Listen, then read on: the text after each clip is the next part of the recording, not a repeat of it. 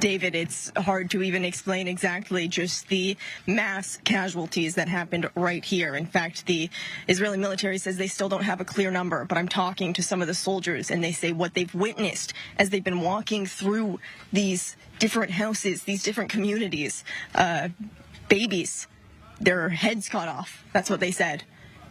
Gunned down, families completely gunned down in their beds. You can see some of these soldiers right now comforting each other.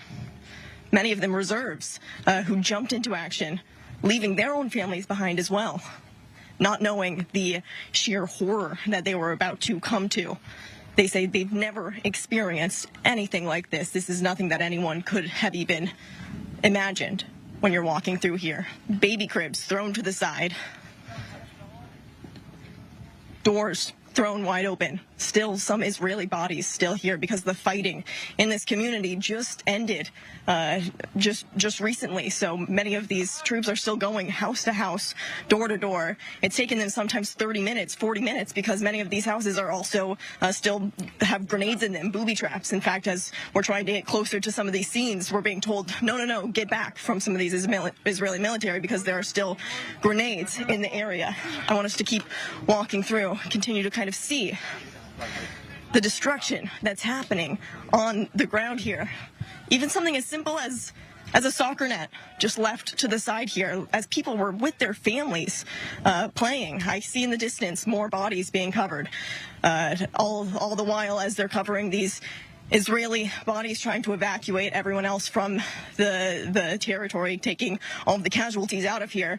It's also littered with the bodies of terrorists. So we're hearing from one of the lead commanders here. It was anywhere from maybe 70 armed terrorists who made their way here from the Gaza border fence, which is less than a quarter of a mile away.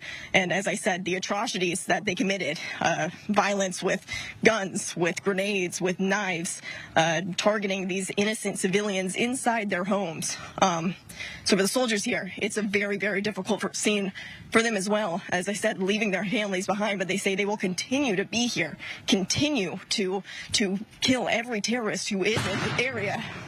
You can hear we're very, very close to the Gaza Strip, so we continue to hear artillery firing overhead as well.